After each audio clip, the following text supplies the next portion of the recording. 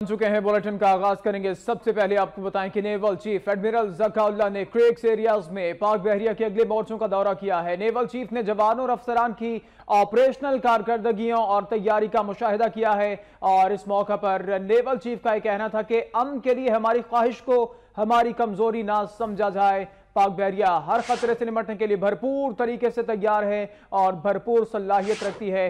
पाक बहरिया दुश्मन के दांत खट्टे करने के लिए नेवल चीफ एडमिरल ज़काउल्लाह ने क्रेक्स एरियाज में पाक बहरिया के अगले मोर्चों का दौरा किया है। और आपको ये भी बताएं कि नेवल चीफ ने जवानों और अफसरान की ऑपरेशनल कारकर्दगी और तैयारियों का भी मुशाहिदा किया है। सरदार हमीद वक्त न्यूज़ के नुमाइंदा हमारे साथ हैं। जी सरदार हमीद, नेवल चीफ ने अगले मोर्चों का दौरा किया है, तफसीलात दीजिए।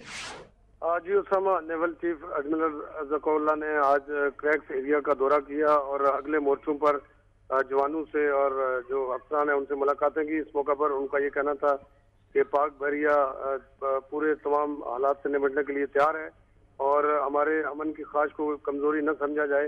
तो किसी तरह की भी जंग मुसल्लत की गई तो उसका भरपूर जवाब दिया जाएगा।